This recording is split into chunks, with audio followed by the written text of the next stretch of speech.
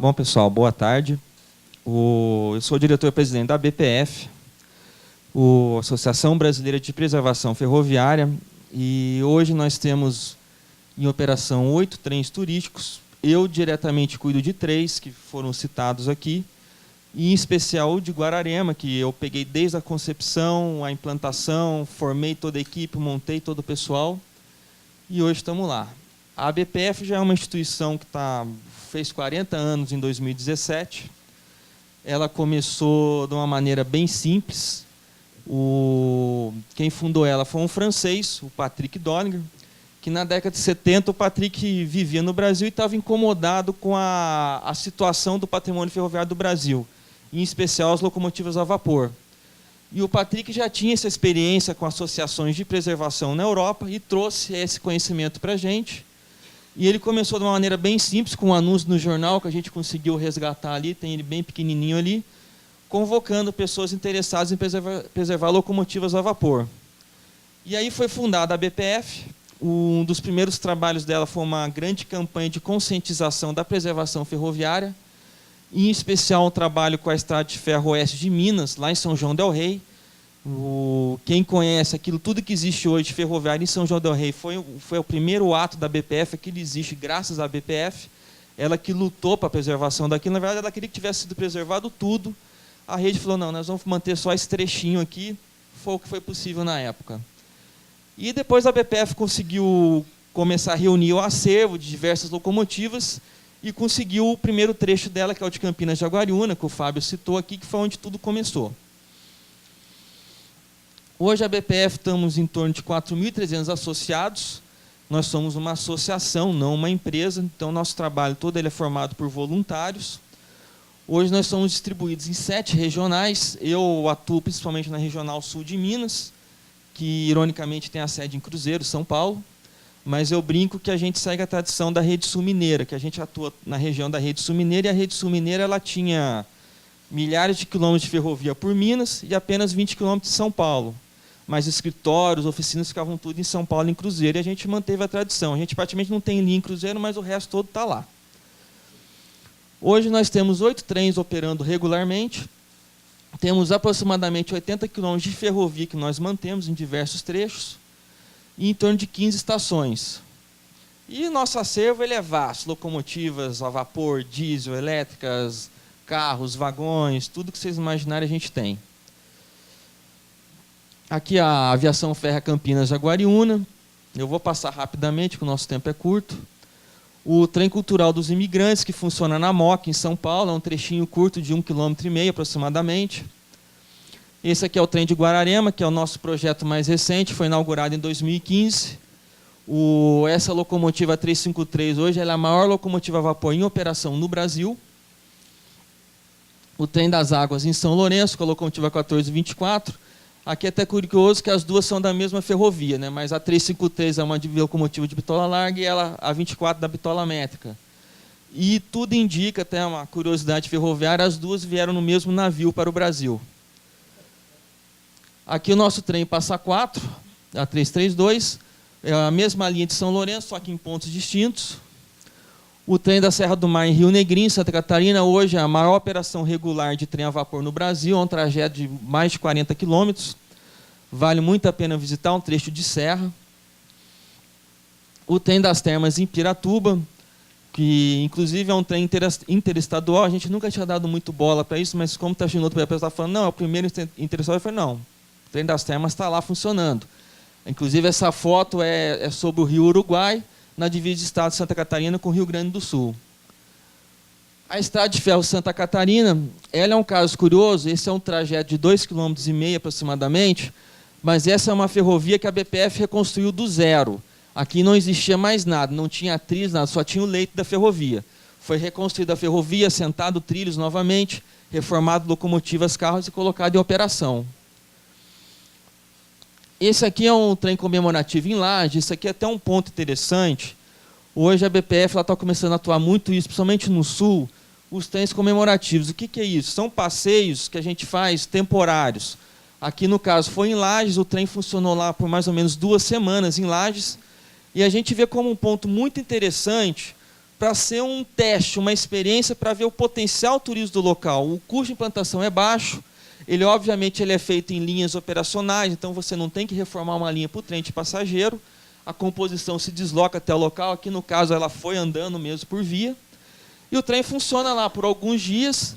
O foco maior, às vezes, é atender a próprio município, que geralmente o trem turístico, o foco dele é atender as pessoas fora do município. Esse é um ponto importante. Todo trem turístico que você vai implantar na cidade, ele é para as pessoas de fora, ele não é para as pessoas da cidade. É uma coisa que a gente já aprendeu, as pessoas da cidade, os moradores, os munícipes, raramente frequentam os pontos turísticos da cidade. E o trem turístico não é exceção.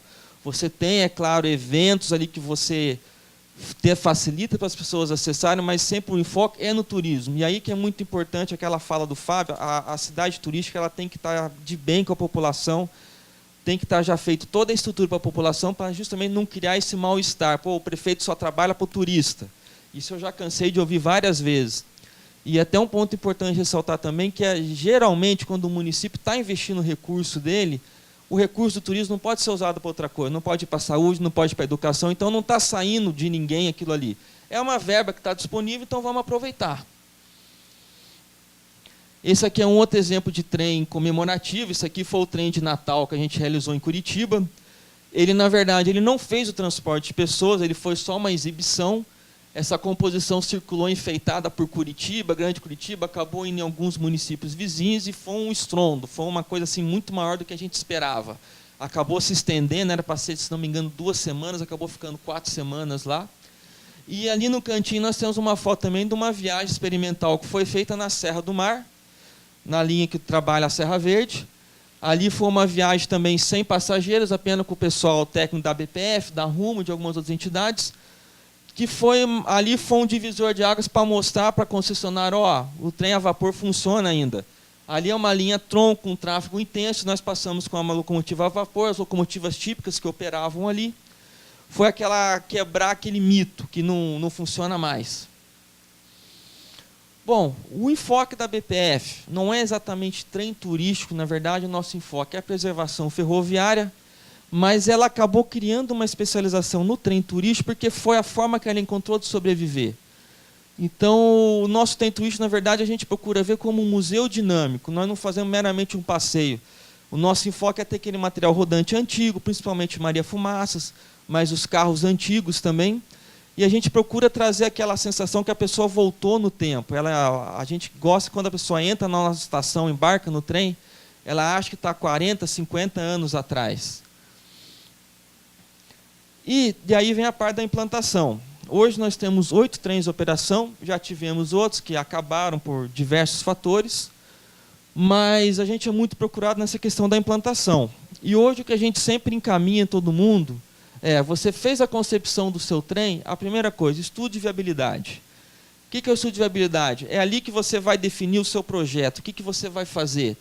Eu listei alguns itens ali, mas desses itens você vai explodindo eles e não para de surgir perguntas. Mas o principal é você definir. Muitas vezes o pessoal procura, eu quero botar um trem turístico na minha cidade. Ah, mas o seu trem vai aonde? Ah, não sei. Tem uma estação aqui, eu quero botar um trem. Mas tem linha? Ah, não sei também. Então tem que começar pelo básico, é você definir o seu projeto, o trem de onde que ele vai, para onde que ele vai. Ah, tem linha? Tem linha. Qual que é o estado dessa linha? Ah, está passando carga de 10 em 10 minutos. Ah, não passa trem aqui faz 20 anos. Quem que é o dono dessa linha? Ele deixa a gente arrumar, ele não deixa. Então é uma infinidade de perguntas que você vai abrir nisso para você começar o seu trabalho. E tem um ponto importante que a gente vê, às vezes o pessoal esquece, é o material rodante. O material rodante é o trem. Eu já vi projetos, o pessoal faz linha, faz tudo, faz estação. Ah, gente, a gente quer botar um trem turístico, mas a gente esqueceu do trem. Precisa também. E o material rodante também começa a surgir perguntas. Qual material rodante vai rodar? Qual que é o indicado para o seu projeto? Tem uma locomotiva no céu, mas essa locomotiva ela roda aí? Às vezes ela é muito grande, não faz as curvas. Então, vem uma série de perguntas. E esse material vai chegar como aí? Já teve situações, a prefeitura às vezes consegue carros, consegue um monte de coisa, mas o carro de passageiro é muito grande, não dá para botar numa carreta, ou dá para pôr na carreta, mas a estrada até o município não tem condições dessa carreta passar. E depois vem um outro ponto que a gente vê que muitas vezes é esquecido, a implantação é algo tão difícil e depois o pessoal esquece da operação. Como é que vai operar esse trem? Quem que vai operar esse trem? E como é que esse trem vai sobreviver? A BPF tem horas até que ela é meio chata, o pessoal vê, não, vamos fazer isso aqui, a gente sempre pergunta, mas esse trem vai viver do quê? Tem público na cidade? O público vai sustentar esse trem? Porque na BPF, pessoalmente, hoje a gente se orgulha de dizer que a gente sobrevive por conta própria, a gente não tem recurso público, a gente não tem nenhum trem subsidiado, recebendo verba, nada. Tivemos casos a gente ter um suporte para a implantação, mas a gente sempre fala, ó, implantou, começou a funcionar, agora é com a gente, o trem vai funcionar sozinho, andar com as próprias pernas.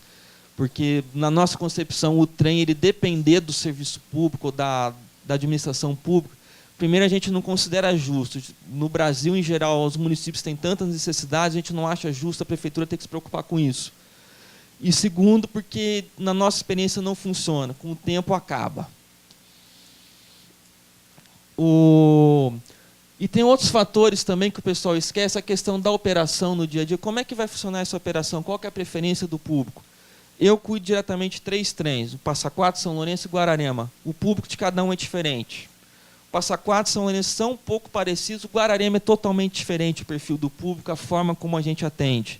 Então isso tem que ser analisado. Tem um caso curioso que a gente sempre comenta, lá em Passa Quatro, São Lourenço, os horários do nosso trem, da onde surgiu esse horário? Esse horário é com base no horário de almoço dos hotéis. Por quê? A maioria dos hotéis lá é tudo pensão completa. Então a pessoa já pagou o almoço, já pagou o jantar, o café, está tudo pago. A pessoa não deixa de almoçar para ir andar de trem. Então a gente teve que ajustar a grade ali para dar tempo do cara fazer o passeio, ir para o hotel, ter o almoço dele sossegado ou o jantar. Então você tem que ter essa preocupação para agradar o público, você trazer o público para o trem.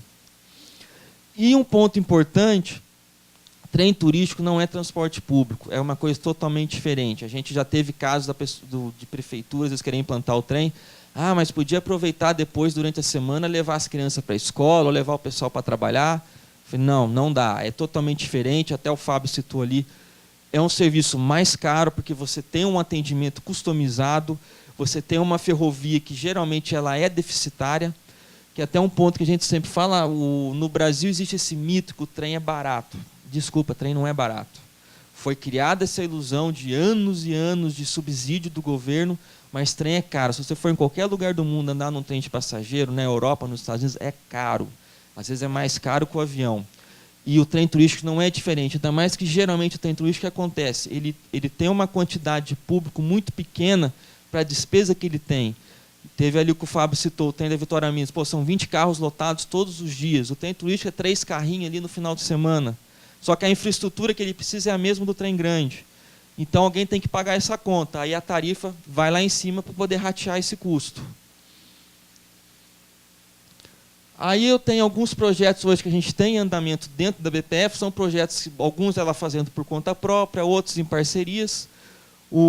Temos o trem de Morretes Antonina. Nós temos um projeto do trem itinerante São Paulo e Rio de Janeiro. Esse é um trabalho da minha regional.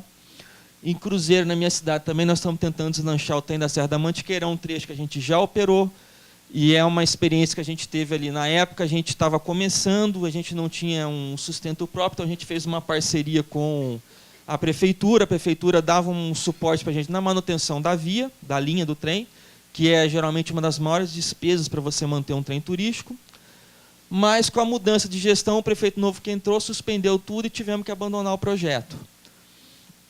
Nós temos também uma ampliação do trem das águas em São Lourenço, que é em parceria com a Prefeitura Municipal, e também a construção do Museu Ferroviário em Passa Quatro. E temos outros projetos menores, diversos projetos de museu, Brasil afora, além do prolongamento do nosso trem em Passa Quatro, na travessia do túnel. Não sei quem conhece a região ali, mas o túnel ali é o túnel da Mantiqueira. Ele foi palco de diversas batalhas da Revolução de 32, e um dos enfoques nossos hoje é fazer a travessia desse túnel. A gente vai com o nosso trem até a boca do túnel e fica aquela sensação, mas acabou agora? O túnel está ali, nós não vamos atravessar? E agora nós estamos trabalhando para fazer essa travessia. É um túnel de praticamente 1 quilômetro, então tem alguns desafios técnicos aí, chamado fumaça, é culpa do Fábio. Esse aqui é o esboço do nosso projeto em Passa Quatro. Hoje ali o que existe é apenas aquela parte de cima ali, que é a estação e um daqueles galpões. O nosso grande projeto lá é construir uma rotunda. A rotunda é aquele prédio circular onde antigamente eram guardadas as locomotivas e feita a manutenção. Isso nós vamos fazer com recurso próprio. Hoje nós temos disponível em torno de 1 milhão para investir. Recurso próprio da BPF, ela quer investir e, por incrível que pareça, os prefeitos aqui vão adorar, o prefeito não quer.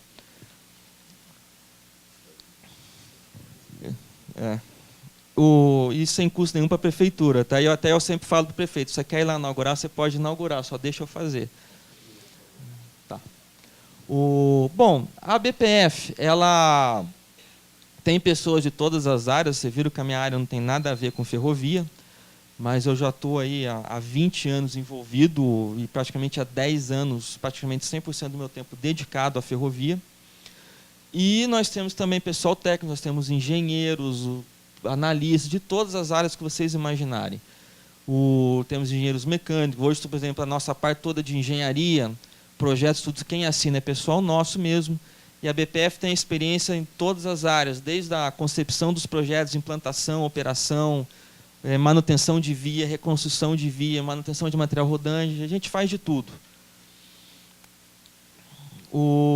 Temos também a parte dos estudos, a gente tem um pessoal na BPF somente faz a parte do estudo de viabilidade, a questão de material rodante, hoje, a cada dia que passa, está aumentando mais e mais as exigências quanto ao material rodante, principalmente se você vai trabalhar em via de concessionária, as exigências são muito grandes, isso é um problema no mundo todo. Eu tenho contato com associações da Inglaterra, da Alemanha, e eles passam pelos mesmos problemas, porque o nível da ferrovia está subindo muito rápido e o material antigo está tendo que acompanhar.